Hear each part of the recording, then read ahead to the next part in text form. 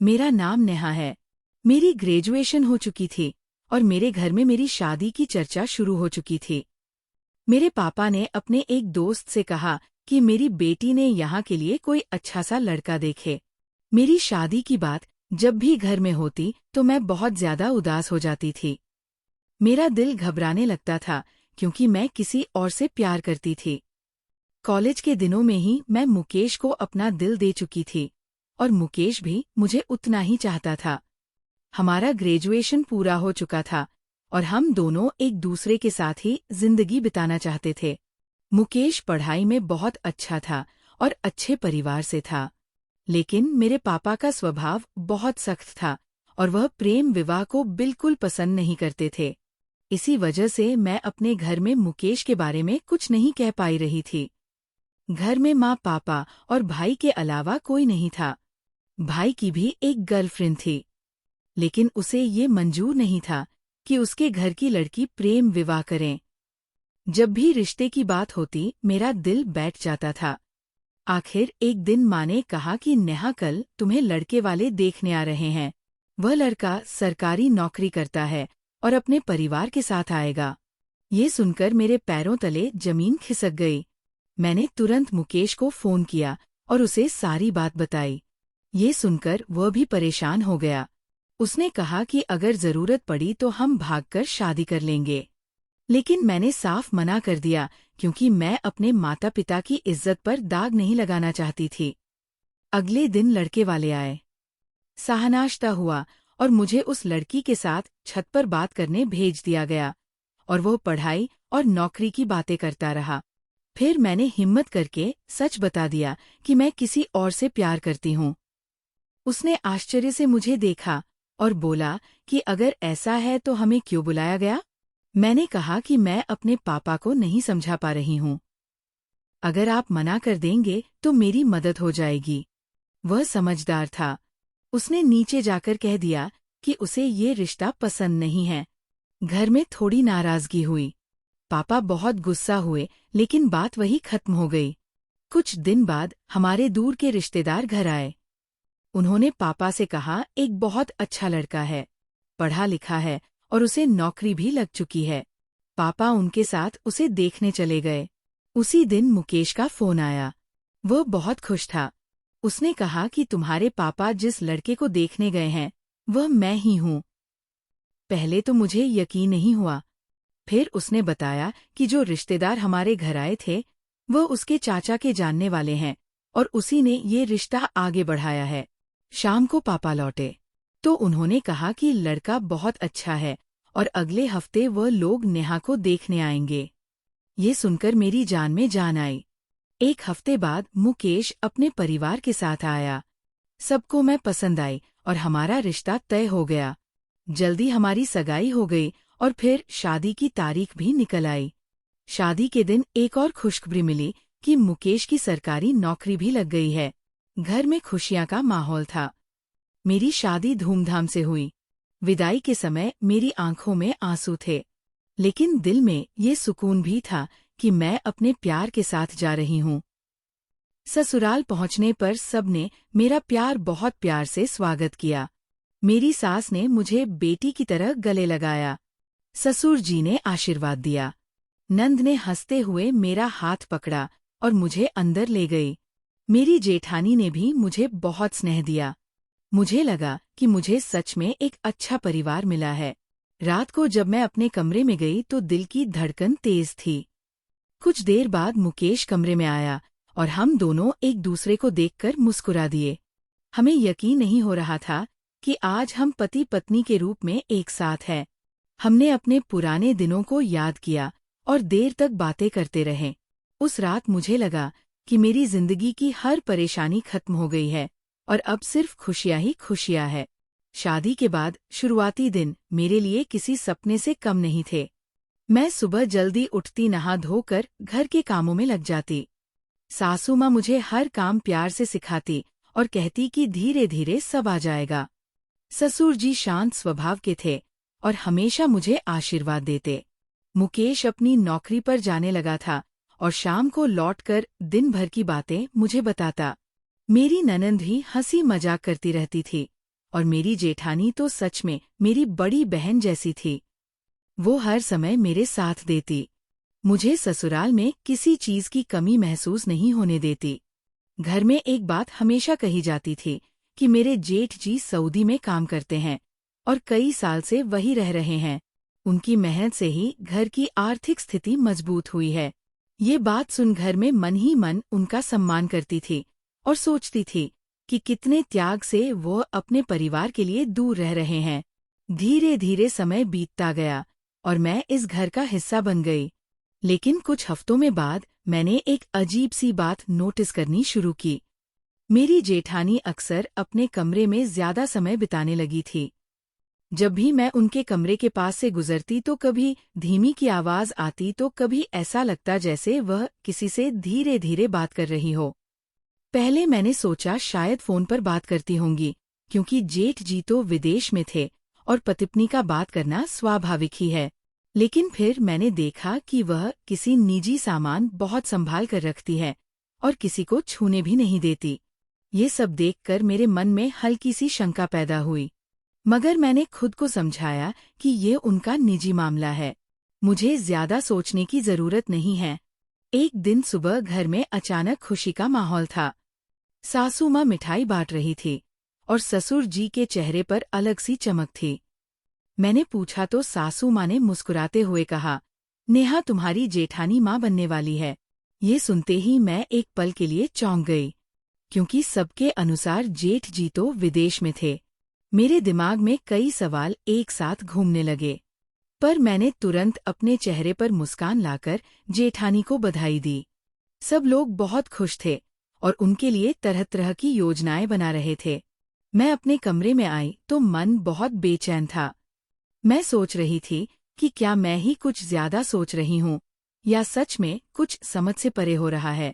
मैंने उसी शाम मुकेश से बात करने की कोशिश की और कहा कि जेठ जी तो विदेश में है।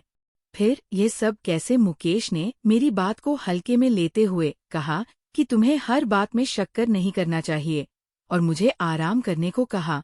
उसके इस जवाब से मेरे उलझन और बढ़ गई।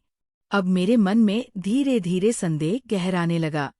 मैं चाहकर भी इस विषय को अपने दिमाग से नहीं निकाल पा रही थी। अगले कुछ दिनों में मैंने देखा कि जेठानी खाना हमेशा अपने कमरे में ले जाती है और प्लेट भी ज्यादा लगवाती है। पहले मैंने सोचा कि शायद गर्भावस्था में ज्यादा भूख लगती हो, लेकिन फिर भी मेरे मन में सवाल खत्म नहीं हुए। मैं खुद को समझाती थी और फिर वही विचार लौट आते। मुझे लगने लगा इस घर में कोई ऐसी बात है जो मुझसे छिपाई जा रही है, और यही सोच सोचकर मेरी रातों की नींद उड़ने लगी।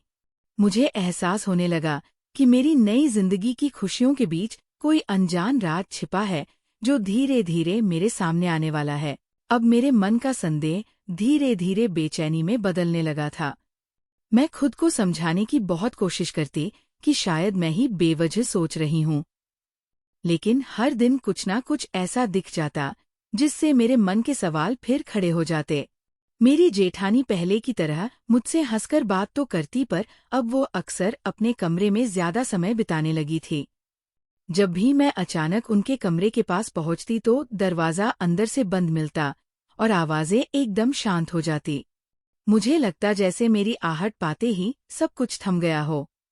मैं कई बार खुद पर झुंझला उठती कि आखिर मुझे क्यों इतना शक हो रहा है, पर फिर वही बात सामने आ जाती कि जेठ जी तो विदेश में है और यहाँ घर में खुशियां मनाई जा रही है।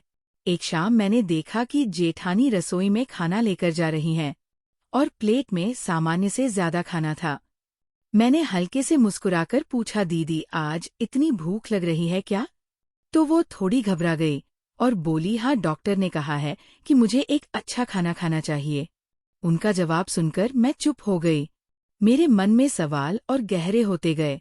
रात को जब सब सो गए तो मैं पानी लेने के बहाने बाहर निकली।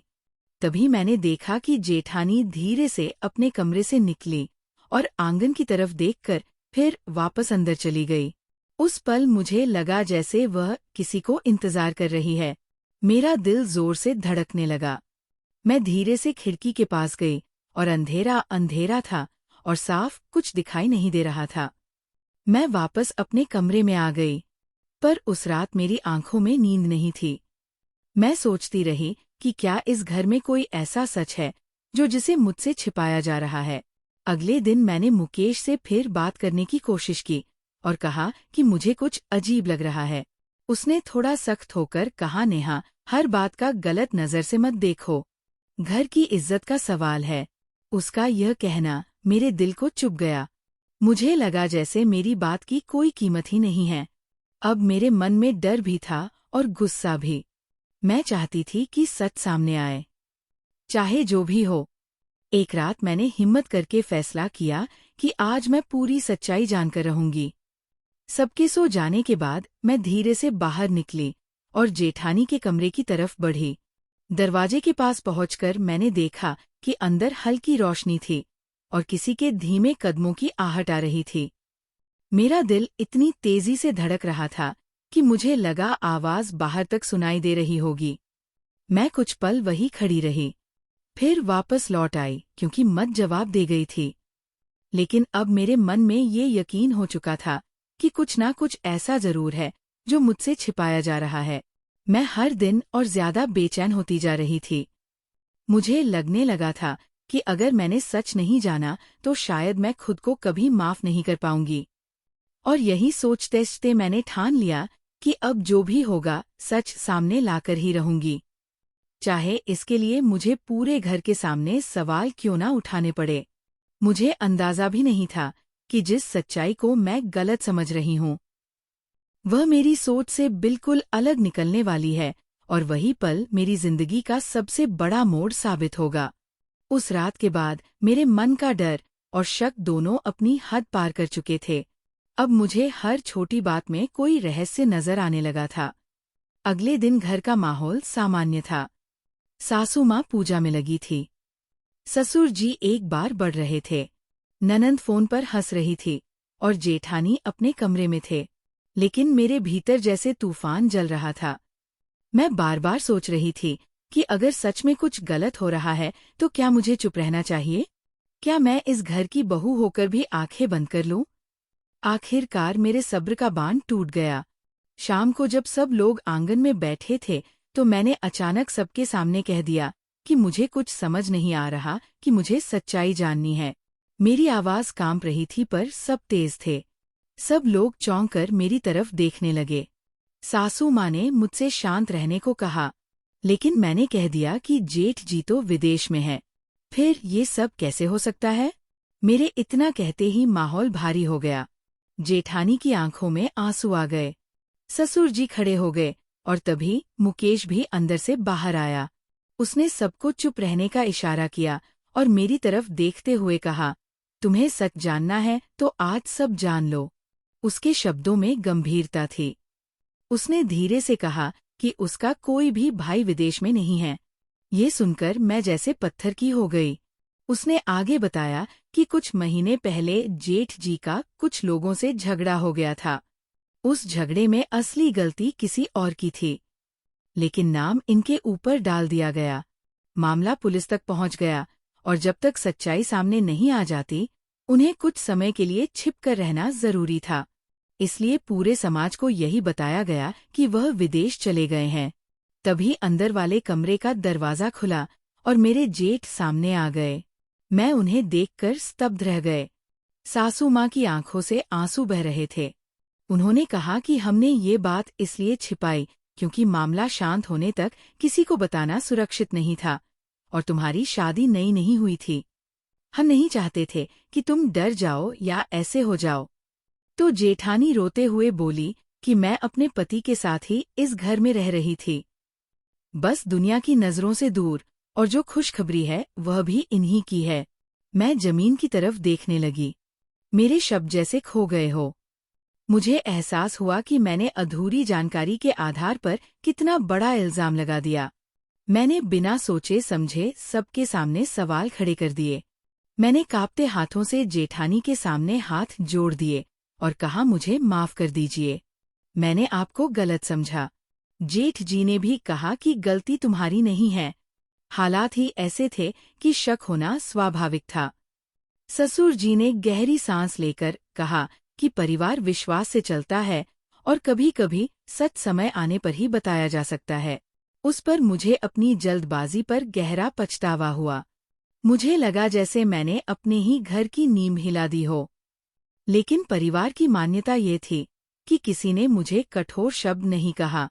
सबने मुझे समझाया और गले लगा लिया।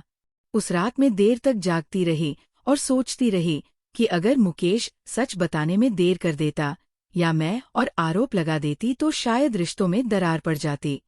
मुझे समझ आ गया था कि शक की आग सबसे पहले अपने ही दिल को जलाती है और भरोसा ही वो धागा है जो हर टूटती घड़ी को फिर से जोड़ सकता है। उस घटना के बाद मेरी सोच पूरी तरह बदल चुकी थी। मुझे समझ आ गया था कि आधी अधूरी जानकारी इंसान को कितना बड़ा भ्रम दे सकती है और बिना सच जाने किसी पर शक करना रिश्तों को अंदर से तोड़ सकता है। उस दिन अगर परिवार ने धैर्य न रखा होता और मुझे समझाने की जगह गुस्सा किया होता तो शायद मेरे और इस घर के बीच हमेशा के लिए दूरी आ जाती। मैंने महसूस किया कि नया घर हो या पुराना, हर रिश्ते की विश्वास पर टिकी होती है और विश्वास का मतलब समय देना, समझना और जल्दबाजी में फैसला ना करना। मैंने ये भी सीखा कि हर वह बात जो हमें अजीब लगे जरूरी नहीं कि कोई गलती हो। कई बार परिस्थितियां ऐसी होती है जिनके पीछे मजबूरी छिपी होती है और सच्चाई का सही समय आने पर ही पता चलता है। अगर मैं पहले ही शांत मन से मुकेश से खुलकर बात करती या सासू माँ से अकेले में पूछ लेती तो बात आंगन तक नहीं पहुँचती।